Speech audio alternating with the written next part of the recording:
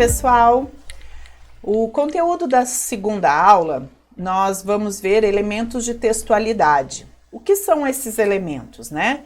São esses recursos que nós utilizamos nos nossos textos e cada um deles tem um objetivo, né? Então, assim, alguns elementos, eles têm que estar, é obrigatório estar em cada texto, né? Por exemplo, nós não temos como produzir um texto sem que ele seja coeso, por exemplo, né? O texto tem que ter coesão, ele tem que estar ligado, né? Então, nós precisamos que o texto tenha coesão e que ele tenha coerência, né?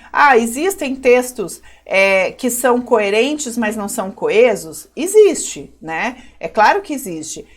Assim como existe texto que tem uma excelente coesão, mas ele não tem coerência nenhuma, ele está totalmente incoerente, né? Mas o normal é que o texto seja coeso e coerente, né? Que ele tenha sentido, que ele faça sentido e que ele seja produzido de uma forma gramaticalmente correta, né? Então, alguns elementos, eles estão sempre, ou deveriam estar presentes nos nossos textos, que é o caso da coesão e da coerência. Mas aí nós temos outros elementos, né? A informatividade, e aí o que nós queremos, né? O que esse texto nos informa, ele tem o mesmo grau de informatividade para todo mundo, enfim. Aí nós temos a questão da informatividade, né? Nós temos também a intertextualidade. E aí esse texto sobre intertextualidade, né, esse conteúdo, ele é muito interessante, muito rico e nos traz muita coisa. Um texto que tem a intertextualidade, ele envolve muitos conhecimentos, envolve muita coisa e é muito importante que a gente saiba como utilizar essa intertextualidade e como realmente chegar ao objetivo com ela, né? Então, o nosso conteúdo nos traz essa reflexão a respeito da intertextualidade, né?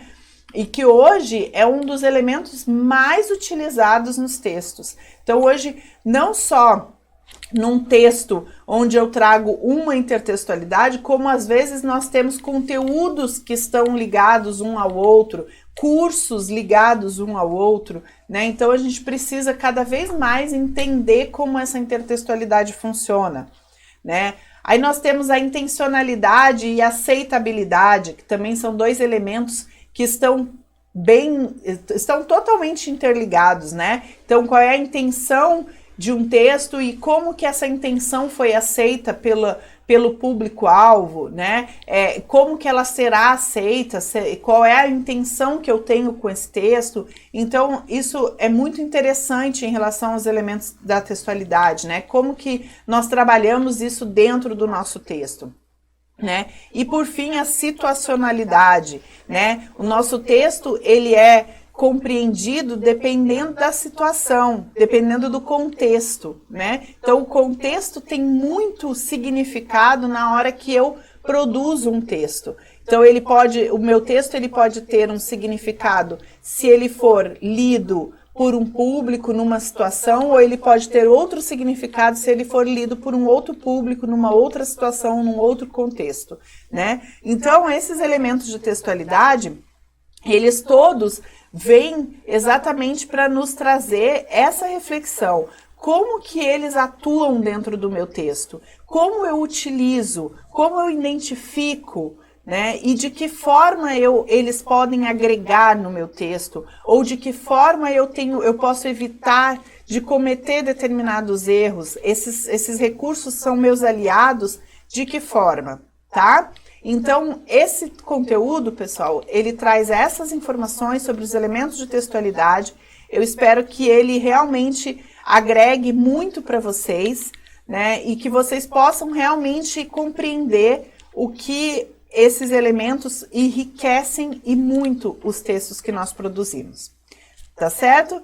Então, eu espero que vocês compreendam, que vocês agreguem muito conhecimento. E se tiverem qualquer dúvida em relação ao conteúdo, não deixem de me procurar. Até a próxima!